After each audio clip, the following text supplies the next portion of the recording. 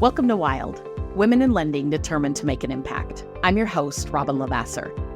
They say our biggest fear isn't being inadequate. It's being powerful beyond measure. In this podcast, I will share how to break through imaginary ceilings, lean into success, discovering your purpose, and understanding how to create the business and life of your dreams. From failures to triumphs and all the tactics in between, let's jump into the wild arena together. Welcome back to Wild with Robyn LaVassaur. I love today's topic, and what a contrast from my early years of life into my adult years. I don't know about you guys, but being a student is something that I believe that we all start, right? Generally, we could call it preschool, elementary school, middle school, high school, possibly college, and then it often stops.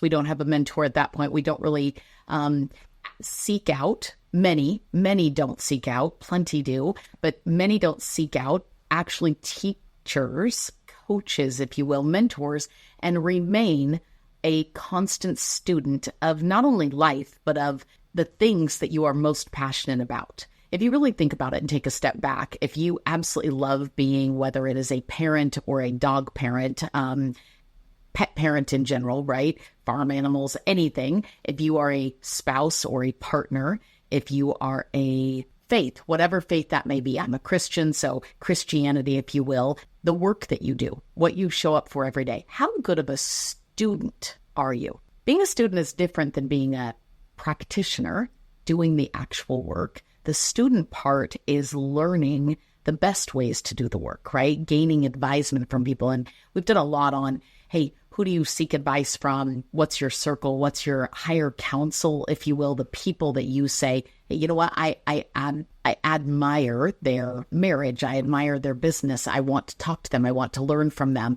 And a whole different episode on asking for help and seeking that out. But how good of a student are we? Well, I can tell you that I loved the Gold Star when I was really young, fell in love with being a great student, became much less enchanted with it in middle school and a little bit in and out in high school. And then for the first, 1997 all the way to really 2011, so quite some time, was not a great student. So for 14 years, I was not a great student. Probably some of the biggest years, man, would I love to go back now. And I tell every 20, 30-year-old that's working for us how lucky you could be if you would start being a great student right this minute in terms of business. And so I didn't even realize that we needed to continuously be students. I didn't realize that we needed to continuously seek out mentorship and coaching.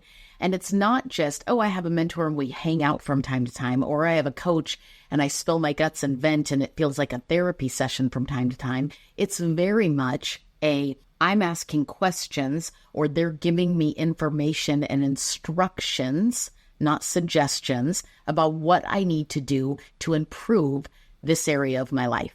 In lending specifically, in real estate specifically, in our industry in sales, I can tell you that there is a dollar for dollar, results to results, massive difference in those that seek constant guidance, are great students, have great mentors and teachers, than the ones that do not. I could put it on a graph and literally show you, hey, here's what the averages earn, here's where the top performers are, and I would bet you, I'd probably bet every dollar that I have that every single one that's at the top has a coach of some sort, and they have chosen to be an incredible student. I can tell you that I didn't realize, whenever you're not a great student, it's either because you don't have a relationship, right? You don't believe or trust the actual teacher. I don't have to like any teacher, right? My parents never were the ones who said, we're going to request a great teacher for you to make it more comfortable. They always said you get who you get and you learn how to work for and with them.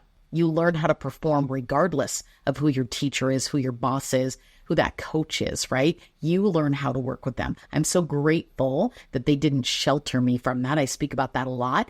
And it's no different in business coaching. The different coaches that I have had, I can tell you, it is never about whether or not the coach was the best. It's always been for me about how good of a student I was choosing to be, because that's the part that I can control. So are you a great student? Are you a student at all? I'm going to give you a little bit of a story that comes with this. I got a text from one of my peers. Now I would say that, with my title and what I do at the company, he actually works for and with me and vice versa. Incredible man, incredible branch manager, incredible loan officer. Now, we started at this company 6 months apart, simply 6 months. And we ended up in the same coaching group for the first time ever. Neither one of us had ever had a coach. We ended up in the same coaching group with the 3 of us total for 1 solid year. Now, at that time, with 3 of us, there were 2 students that were, the 2 other students than me were better in terms of owning a home, their financial picture. I think we were all in the business for about the same time. I would say when it came to nuts and bolts of putting a loan together, probably better skilled, if you will, very, very, very smart, especially him.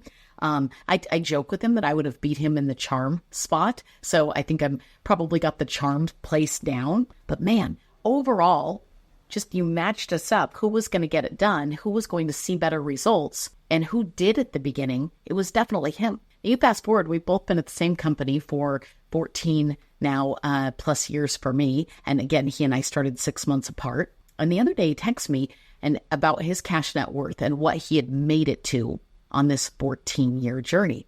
And I could not be more proud of him. Here's what's interesting. I have 5 times that amount. I have 5 times the amount that he does.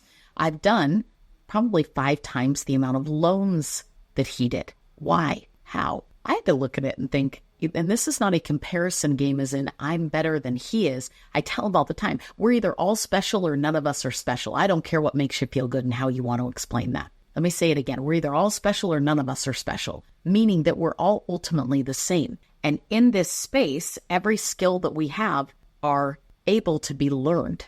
They're acquired skills. Now, if we were playing a game of basketball, I'm 5'3", and I think he's roughly 6'3".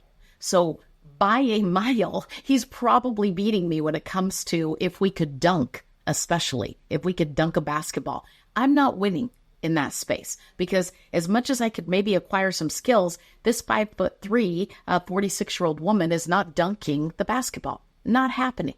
But he's got a shot at that for sure. So we look at the lineup and say, hey, we were both coached at the exact same time, joined this company at the same time, same industry, have really all the same overall resources. Nothing's really different. And we know the same things. So I would challenge you for a minute, if you're listening to this from a loan perspective, of a real estate perspective, do we know or are we able to know, seek the answers, if you will, to all the same amounts of information? Do we know that leads solve a lot of problems? Yes. Do we know that making calls creates leads? Yes. Do we know seeing people face-to-face moves the dial in the business? The answer is yes. Do we know social media can add some things? We know the same things. I think I probably get where I'm going with this. So what's the real difference? Well, I can tell you the difference in level of success that people can achieve is really the difference in the knowing to the actual doing. The person that does more, even if they know less, will win. You do more, knowing less, you will win. That's the art and some of the game, if you will, in sales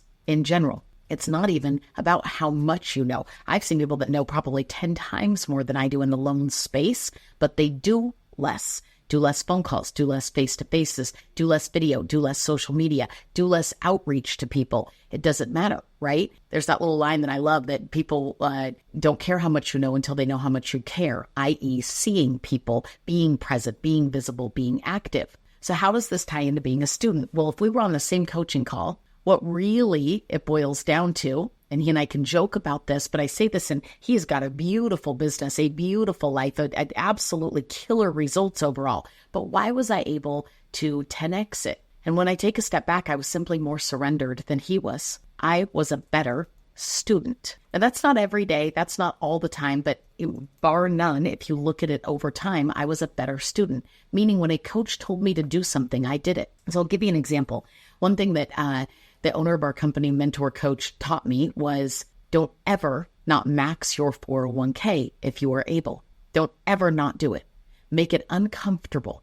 Put the most in your 401k that you could ever put in your 401k as fast as you can to get that discomfort out of the way at the beginning of the year. Well, I started that trend and I didn't say, oh, that was a one-time advice. That was just for this year. For the remaining time in my career, I have done that every single year without fail, not fallen off, not asked another question about it. It's been an automatic system that I have not wavered from. Good student. Now, in addition to that, he said, you always need a financial mentor.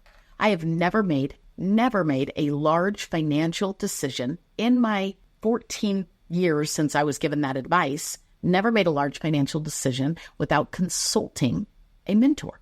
A financial mentor that has more money than me, has my best interest at heart, and that can ultimately listen and help me make a decision that makes the most sense. I don't all of a sudden think, I've got this figured out. You know what? I've got money right now. I've got this figured out. I'm going to stop asking questions and just do it how I'm going to do it, which means I'm no longer a student, right? I know it all. I raise teenagers, and I know a lot of teenagers that think that they know it all, and nothing drives us as parents more crazy than the one who thinks they've got it all figured out. And yet as adults, we tend to walk into our careers, our lives, and think, I've got it all figured out. Or even if I don't, it's too vulnerable. My ego's too big. We all have them. Let's own it now. I've got one as well. It can get plenty big, and I have to keep it in check. I have to use it in the right way, or it will become a monster. Right? And anybody who's got an ego that's become a monster is not fun to be around, not somebody that people want advisement from, not somebody who ultimately has long-term great success, right? They often crash because of that monster. But being a student is something that constantly keeps you hungry and humble. Are you being a good student right now? Are you being a good student in general? Are you struggling in areas that, if you're being honest, you haven't sought out a mentor and you haven't asked for help? And even if you did, you don't actually put it into practice. I was chatting with a gal this morning and I said, hey, we've had a few of these calls and we're lining out some tactics and some practices and some systems that are going to ultimately change the game if you put them into play. I can give you the information. You have to do the work. So if we're still talking in 90 days, which I suspect we will be, and we are talking about the same things, how quickly do you think I'll take this call off the calendar, cancel it, or constantly reschedule, shorten it, and ultimately, long-term, stop doing it? How quickly? And she said, pretty darn fast. And I said, why? And she said, because what's the point of asking you and you telling me, but me not then doing it? Well, I will tell you, it's mind-boggling to me how many people think that, hey, that was a suggestion. I'm going to tweak that a little bit. You know what? I'm going to put money in my 401k this year, but next year I've got a reason that I didn't max it. I decided on my own to buy more real estate, to do this before I maxed my 401k. I find that to be advice that worked that 1 year, but I'm not going to do it long term. No. A great student says, I understand the instructions. It's worked for me thus far, and I'm not going to stop doing what I'm doing, especially without consulting my mentor, the person who clearly has more money in this case than I do. Oh, this person has more loans than I do. Now that might say, hey, I've got a ton of loans, but I've been going to open houses every single Saturday. And you might think, that doesn't work for my life. I can't go to an open house every Saturday. I'm choosing not to. I need a different advisement. I need to go ask for somebody who's doing it Monday through Friday because that's what works for me. There's people out there. You've got to find them. And then in order for them to invest in you, you've got to pursue them and then also be a good student. A good student. It's okay to say, I just want to chat. I appreciate the advice. I might not take it. That's not signing up to be a student. But when you say, I respect you, I want to emulate you, I want to follow in your footsteps in many ways, tell me what to do. Tell me what to do. A sign of respect would be to then do it without question, without emotion, without thought, if you will. It's you gave me instructions, I'm going to do it. If I said to a room full of people right now, I can have 100 loan officers sitting in front of me, and I might say to them, right this minute, I want you to make 10 phone calls, 10, or as many phone calls as it takes over the next couple hours until you talk to 10 people about mortgage. Until you talk to 10 people about mortgage, you keep dialing the phone. Now I'm going to leave and we're going to come back tomorrow and see how many of you guys got through the 10. I bet you less than half of that room would be relentless. I tried. I ended up running out of time. I wasn't able to stay and do it. Nobody was picking up their phone. I ended up with this, like the amount of people that would make an excuse for not actually doing the assignment is crazy. And I'll tell you what, I told you, I wavered on being a great student in middle school. I took a lot of things as suggestions. High school, I was very hit and miss, for sure. 14 years of my life, I didn't hardly listen to anybody but myself. I thought that I had to figure it all out. And even though it wasn't going well, I wasn't seeking additional advice. But when I decided to truly become a good student, when somebody said, you do this homework, you do a Tuesday update, you do this many phone calls. Once I started doing it, I did not stop. It wasn't something that I said, hey, great for that suggestion. I'm going to quit doing it. Hey, thanks for coaching me on that. I did it once or twice. Worked out okay. I'm not going to keep going. So I would challenge you today to be a better student. To not only be a better student, but seek the right teachers, the right mentors, the right advisors, but that as a sign of respect, say, not only do I want to have a relationship with you, I want you to actually coach me. And coaches aren't always kind. They're not always fair. They're not always, they're not there to coddle you. They're there to lead you to results. They're there to change your life. You have to do the work. They're the ones who give you the guide. You have to be willing, humble enough, less ego, more surrender to follow, not partially, exact, right? When you bake, you follow an exact recipe. When you cook, you can wing it. I cook more than anything at home. But when I am a student, I bake, meaning I follow the plan step by step by step so that I can ultimately get the results that they are kind enough to share their super secret recipe. How disrespectful if I went, you know what? I liked your recipe, but I changed a few things. I switched things up. I made it my own. No. You bake by following that recipe verbatim. And what do you know? We came out with the exact same piece of bread. And that bread tastes mighty fine because you were a great student. So be a better student, have a better business. If this episode of Wild was helpful for you, I hope you share it. We'll see you soon.